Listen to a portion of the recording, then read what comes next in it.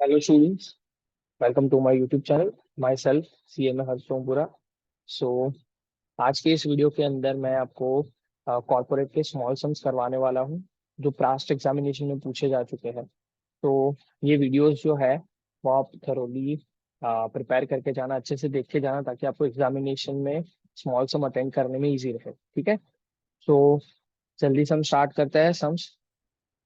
ये पेपर है 2018, नवंबर 2018 के स्मॉल सम्स जो उन्होंने पूछे थे। VNSU के एग्जामिनेशन के ही स्मॉल सम्स है, तो वही करवा रहा हूँ मैं आपको। ठीक है, तो वही प्रैक्टिस करके आप जा सकते हो अच्छे से। सबसे पहला है लिक्विडेशन का ही सम है। After making payment after making payment to the debenture holders, the liquidator has balance of 2,58,060 on his hand. Unsecured creditor are of 3,50,000. The liquidator is entitled to 2% commission on amount paid to unsecured creditors. Calculate liquidator's remuneration and amount paid to the unsecured creditors. ठीक है, क्या बोला उन्होंने? Liquidator remuneration बताओ and amount paid to unsecured creditor. देखो, अब ये एकदम स्मॉल सम है। सबसे पहली चीज तो क्या है यहाँ पे? सबसे पहली चीज ये मैं आपको बता सकता हूँ कि यहाँ पे आपको ये पता चल चुका है। पहले तो ना याद हो तो बता देता हूँ। सबसे पहले तो क्या होता है कि हमें ये देखना होता है कि यहाँ पे हमारे पास कितने पैसे हैं। सबसे पहले हमारे पास कैश अवेलेबल, मैं लिख देता हूँ कि कैश अवेलेबल है। Just a second. Cash available, तो कैश अवेलेबल है 2,58,060। लेकिन आपको पे कितना करना है? पे करना है भाई, पे करना है 3,50,000 रुपीज। वो तो ज्यादा है। ठीक है, 3,50,000 it is a big amount. तो हमारे पास पैसे कुछ कम है, लेकिन हमें पे कुछ ज्यादा करना है। तो इन दैट सिनारियो हम पूरा पे नहीं कर पाएंगे। पूरा पे नहीं कर पाएंगे। तो पूरा जब भी पे नहीं कर पाओगे, और आपको बोला गया है कि liquidator is entitle to 2% commission और amount paid to unsecured creditor.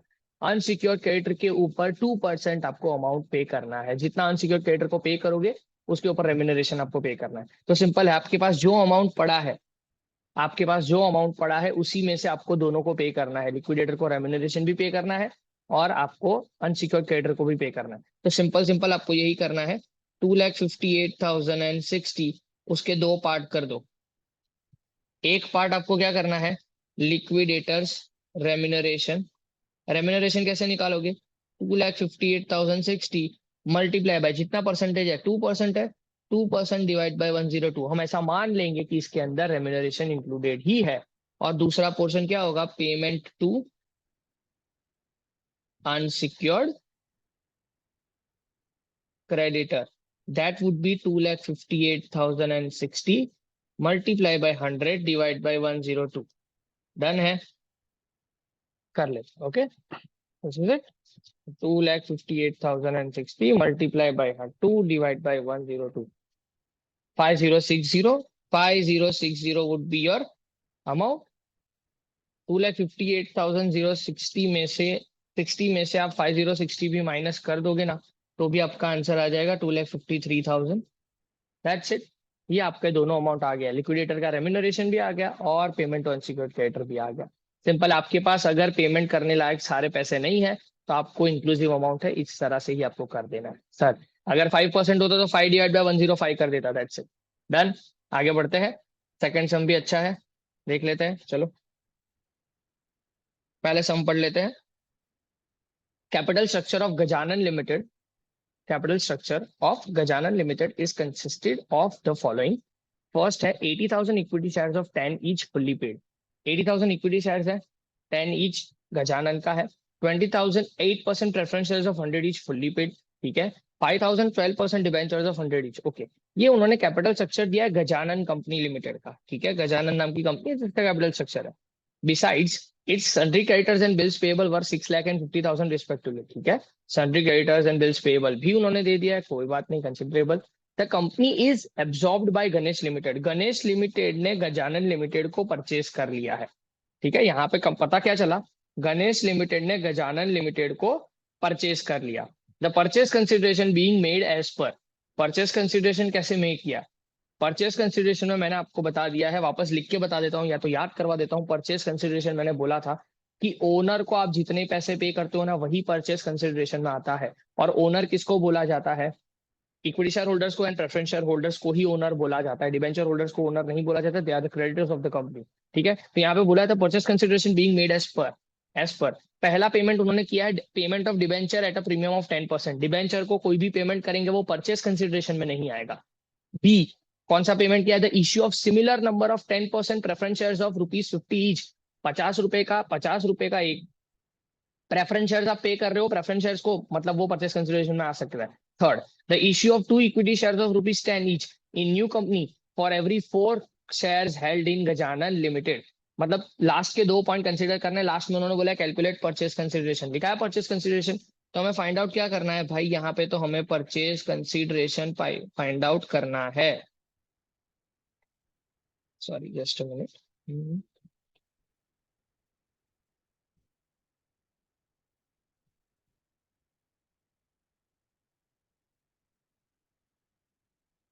सबसे पहली चीज सबसे पहली चीज क्या आएगी हमें?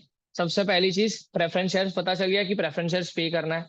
तो प्रेफरेंस शेयर्स कितना पे करना है, उन्होंने बोल दिया कि सिमिलर नंबर मतलब कितने, 20,000। ठीक है, 20,000 शेयर्स और 50 रुपए का एक उन्होंने बोल दिया है, 20,000 शेयर्स 50 रुपए का एक।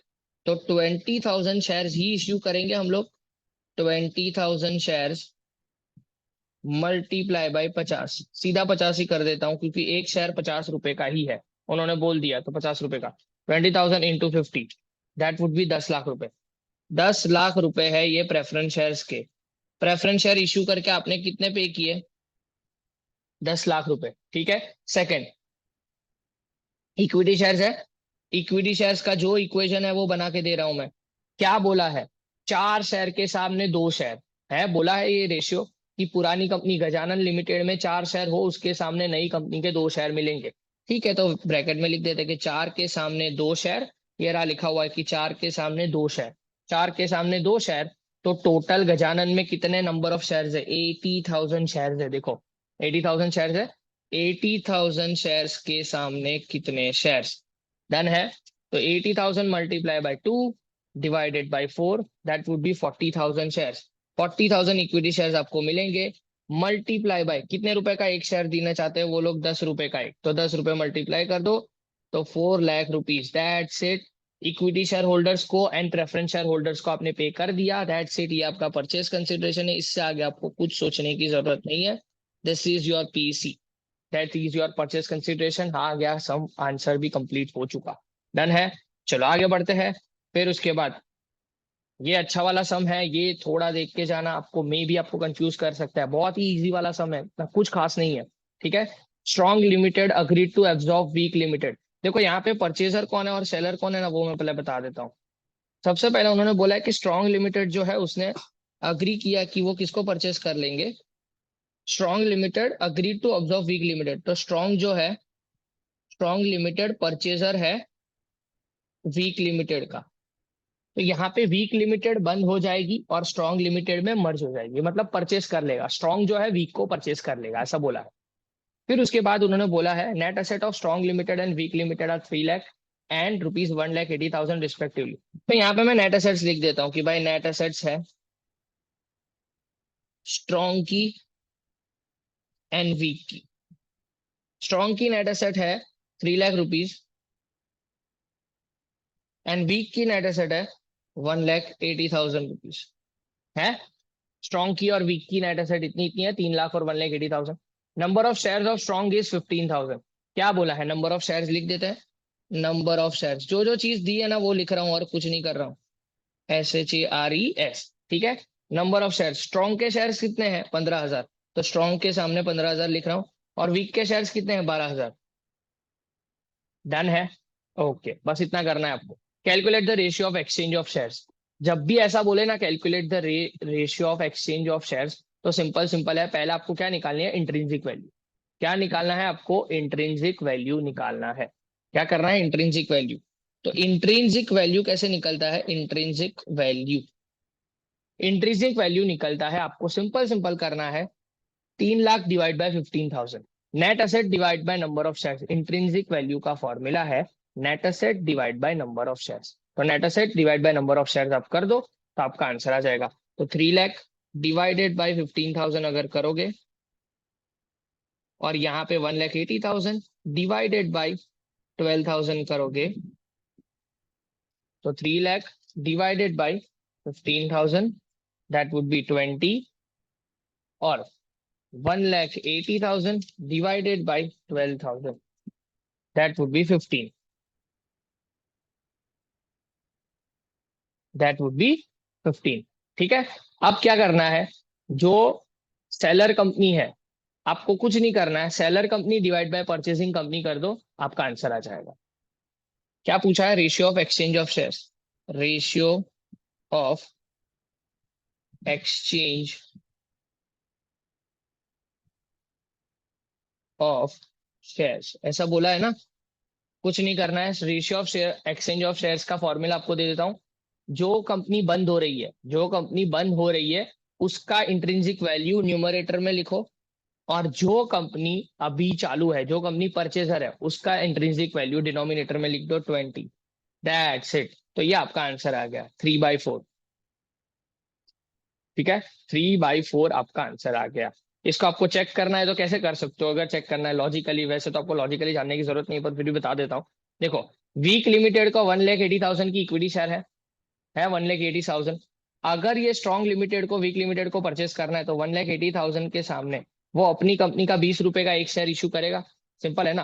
तो 1,80,000 डिवाइडेड बाई 20, तो कितने शेयर इशू करेगा, 9,000 शेयर इशू करेगा। 12,000 शेयर के सामने 9,000 शेयर इशू कर रहे हो, मतलब 3:4 का रेशियो हो गया ना। बस। तो आपको सिर्फ उतना ही करना है, आपको मैंने जो बता दिया कि सेलिंग कंपनी का intrinsic value upon purchasing company का इक्विटी इंट्रिंसिक वैल्यू लिख दो, दैट्स इट, आपका काम हो गया। ठीक ठीक है। तो ये हमारा एक एक पेपर का सम हो चुके हैं, स्मॉल सम्स। ठीक है। नेक्स्ट वीडियो में दूसरे पेपर के भी स्मॉल सम्स आ रहे हैं। ठीक है। तो पहले ये देख लो, उसके बाद नेक्स्ट सम्स भी आते रहेंगे। I hope so. अगर आपको ये वीडियो, इट्स रिक्वेस्ट, अगर आपको ये वीडियो अच्छे लग रहे हैं and if you think so कि ये वीडियोस हेल्पफुल है एक्चुअली प्रिपरेशन के लिए, so please do like share and subscribe as much as possible. ठीक है। Thank you so much, keep supporting.